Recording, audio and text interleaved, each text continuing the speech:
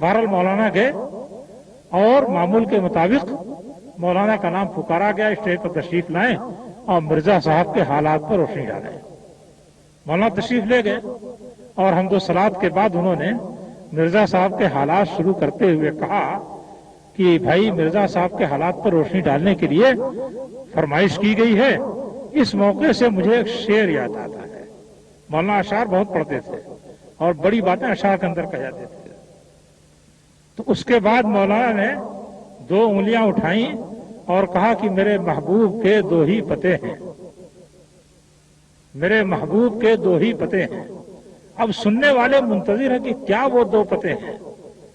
پھر مولانا انگلی ہلا کہتے ہیں کہ میرے محبوب کے 2 ہی پتے ہیں۔ جب کئی مرتبہ کہہ لیا اور سارے لوگ بالکل متوجہ ہو گئے تو آخر میں کہتے ہیں کہ میرے محبوب کے 2 ہی پتے ہیں، زباں پر گالیاں مجنوں سی باتیں،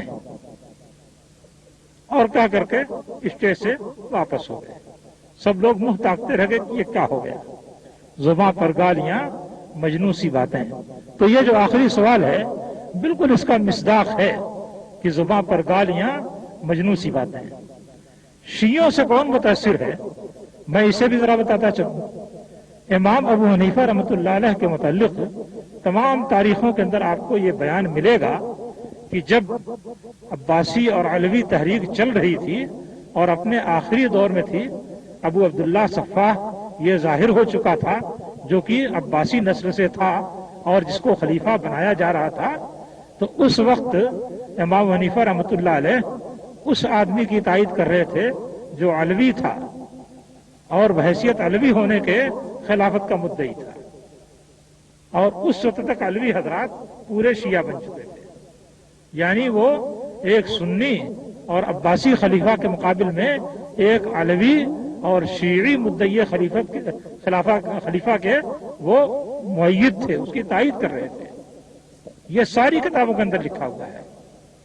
اور اس کے بعد پھر جب زید بن علی نے خروج کیا ہے، شیعہ یہ بھی تھے، انہوں نے جب خروج کیا ہے تو اس خروج میں بھی یہ اس کی تائید کر رہے تھے، اور اسی حرکت کے نتیجے میں خلیفہ منصور نے ان کو گرفتار کیا اور جیل میں ڈال دیا تھا، اسی حرکت کے نتیجے میں۔ تو اب آپ دیکھ لیجئے کہ صاحب شیعوں کی تائید کون کر رہا تھا؟ محدثین کر رہے تھے کہ آپ کے اپنے امام صاحب کر رہے تھے، اور بھی کئی حوالے ہیں امام صاحب کے، اس سلسلے میں اگر اس کو بیان کیا جائے گا تو درد پیدا ہو جائے گا۔ تو بہرحال وہ جو شیعیت کی زد لگا رہے ہیں امام بخاری رحمۃ اللہ علیہ پر، اس کے سلسلے میں پہلے اپنا دامن دیکھ لینا چاہیے، اس کے بعد کسی اور پر کوئی بات کہنی چاہیے۔ دوسری چیز یہ ہے کہ میں نے اس سے پہلے ایک تقریر کے اندر آپ کو بتایا تھا کہ صحیح بخاری میں صرف 16 افراد ہیں جن پر کی شیعیت کا الزام لگا ہے، صرف 16 افراد ہیں۔ یہ نہیں کہ صحیح بخاری یا صحیح مسلم شیعی راویوں سے پٹی پڑی ہوئی ہیں، یہ بالکل احمقانہ بات ہے۔ صرف 16 افراد ہیں، اور ان 16 افراد کے بارے میں بھی یہ بات محقق ہو چکی ہے کہ وہ غالی شیعہ نہیں تھے، وہ حضرت علی رضی اللہ تعالیٰ عنہ کی طرفداری کا کچھ رجحان رکھتے تھے حضرت عثمان رضی اللہ تعالیٰ عنہ کے مقابلے میں، باقی معاملات میں نہیں۔ تو اگر ایسا آدمی ہے، آج بھی کتنے لوگ ہیں جو کہ علوی ہیں اور کتنے لوگ ہیں جن کو تفضیلی کہا جاتا ہے، سنیوں میں تفضیلی یعنی حضرت علی کو حضرت عثمان پر فضیلت دیتے ہیں۔ تو یہ مسئلہ تو اس وقت سے لے کر کے آج تک باعث اختلاف بنا رہا، اور آج تک اہل سنت میں کچھ لوگ اس کے قائل رہے۔ تو اگر اس طرح کے لوگ تھے اور اس بنا پر ان کے اوپر شیعیت کا الزام لگا، تو محض الزام لگا دینے سے ان کی احادیث کو چھوڑ دیا جائے اور سنت نبوی کو مرنے یا مٹنے دیا جائے، تو یہ قطعاً عقل کی بات نہیں ہوگی اور قطعاً صحیح بات نہیں ہوگی۔ اس لیے جو انسان صحیح ہے، سچا ہے، اور اس کے اندر اس طرح کے بعض ایسے معاملے ہیں جو لوگوں کے درمیان مختلف بھی ہیں، تو محض اس مختلف ہی معاملے کی بنا پر اس کی سچائی کو چھوڑ نہیں دیا جائے گا، ختم نہیں کر دیا جائے گا۔ لہذا یہ جو تبصرہ کیا گیا ہے کہ صحیح بخاری میں بہت سارے شیعہ ہیں اور وہ تقیہ کرتے تھے اور ایسا کرتے تھے ویسا کرتے تھے، یہ سب گپ ہے۔ وہ تقیہ نہیں کرنے والے شیعہ تھے، وہ لوگ تھے. امام شافعی رحمۃ اللہ علیہ پر شیعت کا الزام لگا دیا گیا اور انہیں کہنا پڑا کہ انکان رفضن حب آل محمد فلیشہد الثقلان انی رافضی. اگر آل محمد سے محبت کرنا یہی شیعیت ہے، یہی رفض ہے، تو جنوں ان سے گواہ رہے کہ میں رافضی ہوں. کہنا پڑا کھل کر کے امام شافعی کو. تو محض آپ اپنی زبان سے کسی پر کوئی طعنہ مار دیں اور اس کی بنا پر اس کی روایت چھوڑ دی جائے، یہ تو قطعی غیر معقول بات ہے، اور غیر معقول انسان ہی ایسی بات کر سکتا ہے. دوسری بات کہ صحیح مسلم یا جامع ترمذی میں وہ حدیث قصہ ہے اور اسے شیعوں نے روایت کیا ہے، اور اگر امام ترمذی کو موقع ملتا تو شاید تو وہ اس کو بدل دیتے. یہ بالکل غلط سی بات ہے. امام ترمذی کو موقع ملا تو انہوں نے کتاب کے اندر درج کیا ہے، ان کو زندگی ملی تو کتاب میں درج کیا ہے. بدلتے کہاں؟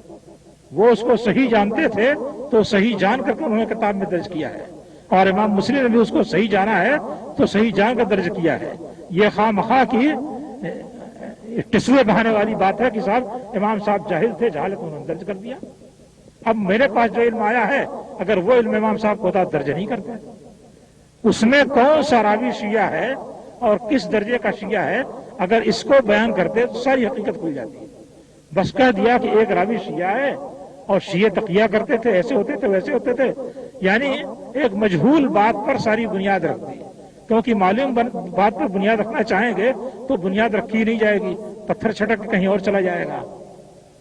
نبی کریم صلی اللہ علیہ وسلم پر جب آیت تطہیر نازل ہوئی جس میں اللہ تعالیٰ نے خطاب کیا کہ یرید اللہ لیذهب عنکم الرجس اہل البیت ویطہرکم تطہیرا، اللہ تعالیٰ چاہتا ہے کہ تم سے گندگی کو لے جائے اے اہل بیت اور تم کو انتہائی پاک کر دے.